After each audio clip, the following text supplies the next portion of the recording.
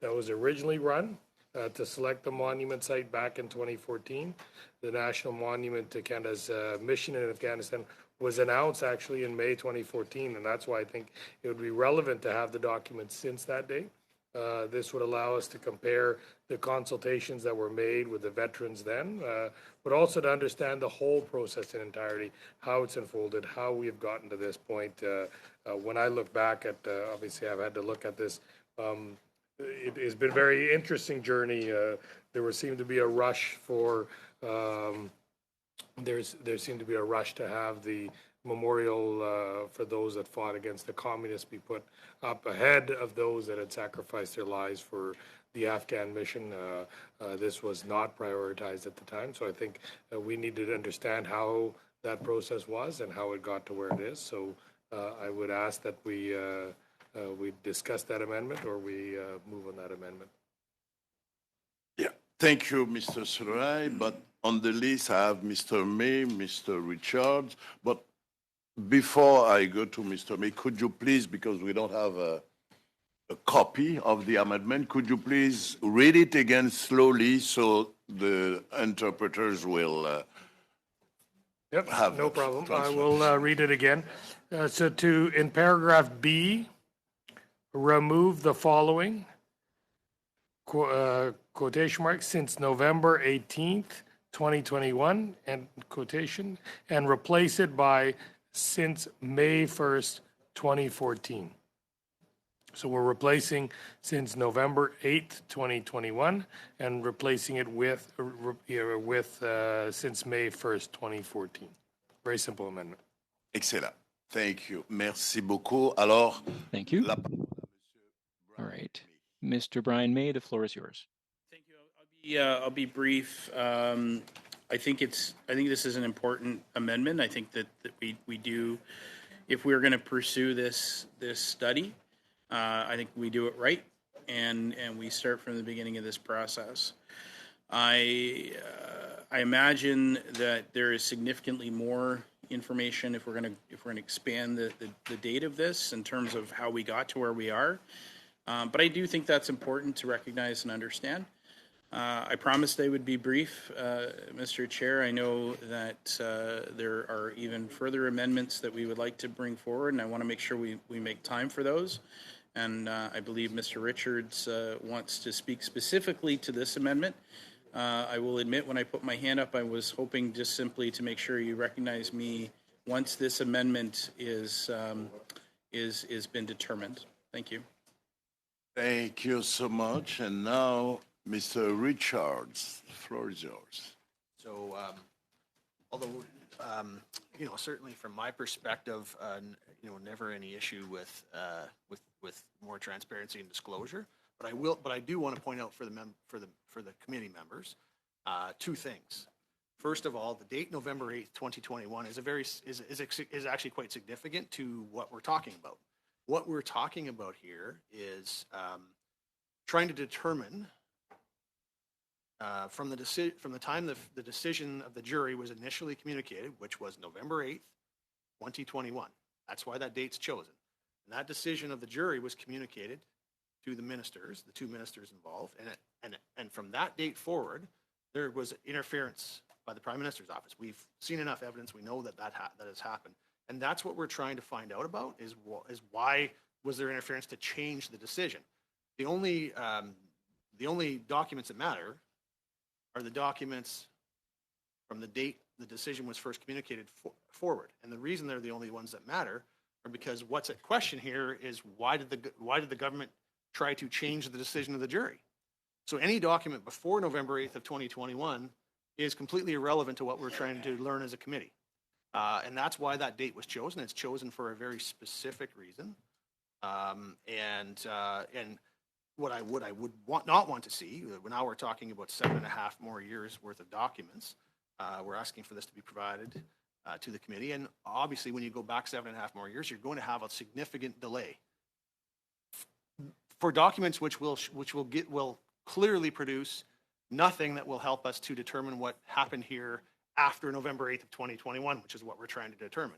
You can't determine anything about what happened after November 8th of 2021 when the decision was communicated by looking at stuff before it.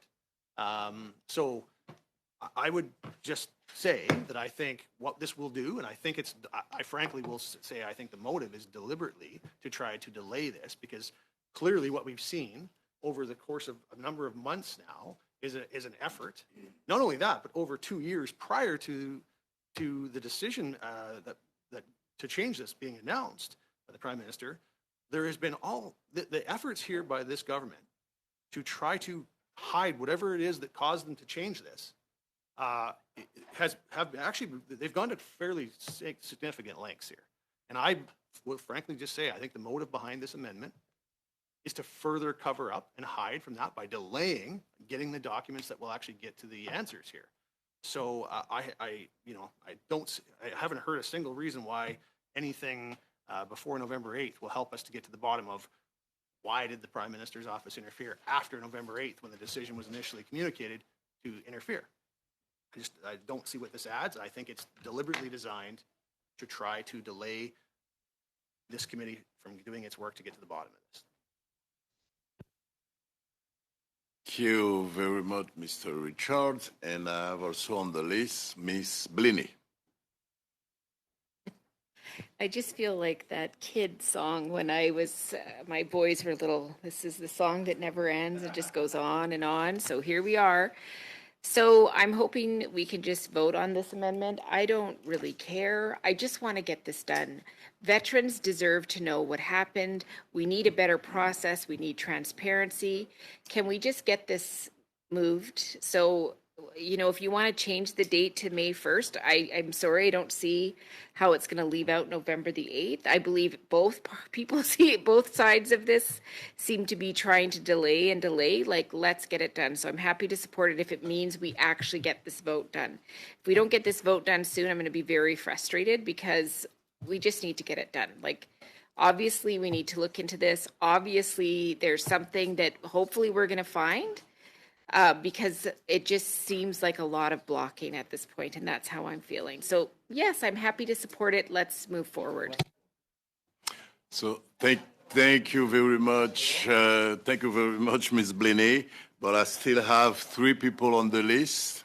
So, and I have Mr. Miao, Ms. Hefner, and Mrs. Wagenthal. So, please, you withdraw your... Sure, okay, so... Sure. 2 MPs on the list. Mr. Miao, floor is yours. Thank you, Mr. Speaker, and Mr. Chair. I think this amendment it's valid because in the past 10 years, when the opposition government is in power, there were a lot of cut to the veterans, and especially closing many offices across the country really limits the service and accessibility for our veterans to inquire and find the service they need. And understanding that there were a location decided before coming to this decision, that kind of took a long time back and forth as well.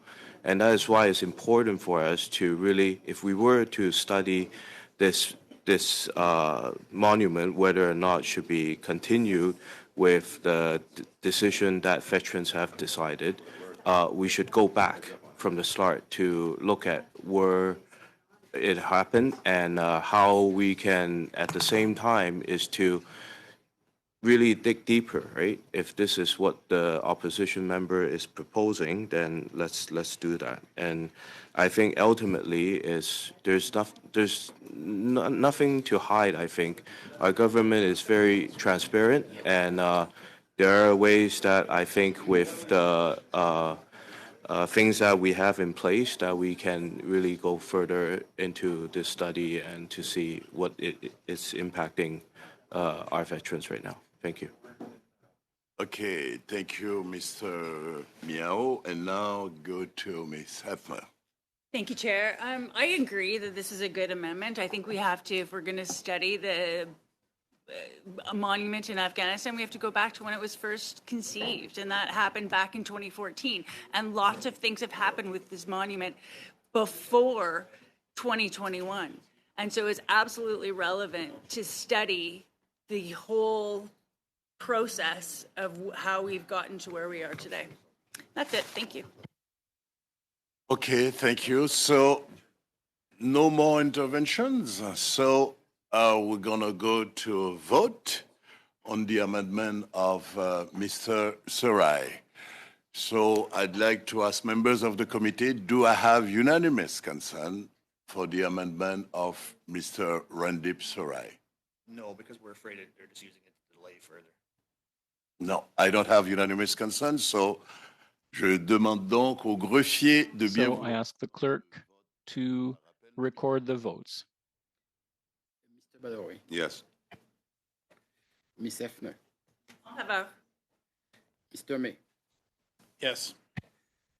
Mr. Miao, Mr. Sarai, Yes. Mr. Dodo, Opposed. Mr. Richards, Opposed? Mr. Tolmie, Opposed. Miss Wagenton, Against. Monsieur Desilets, Posé. Miss Blaney, In favor.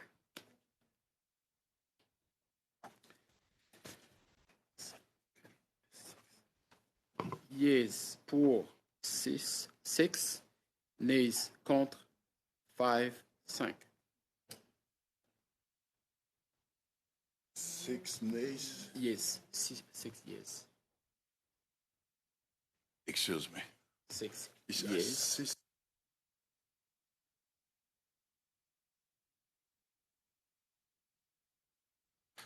OK, so l'amendement de M. The Sarai. amendment has been adopted.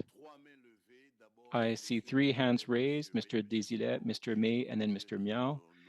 And I just want to remind you that we only have 2 minutes left in this meeting. Mr. Desilets, the floor is yours. What I would like to propose, it would have been nice to end on a positive note and vote on the motion as is, because since both amendments were settled, so I would ask for us to go to a vote, but I will leave that up to you to decide. Thank you, Mr. Desilets. Mr. Miao and Mr. May. Mr. Mao, go ahead. I would like to propose another friendly amendment. And if I can share with the committee, at the end of paragraph B, section VII, to remove the following, and without redaction, quote, by replacing it by, quote, using the principles of the Access of Information and Privacy Act. The reasoning for this is important to follow the principle of the Access to Information and Privacy Act and protect personal information. And the long-standing approach taken by successive governments have been to reconcile the exercise by the House of Commons of its privilege with other fundamental constitutional principles such as the rule of law, parliamentary sovereignty, responsible government, and the separation of power. And I hope our opposition members can also agree to move forward with this amendment. Thank you. OK, merci. Ben, écoutez, Thank you. Listen, Mr. Miao,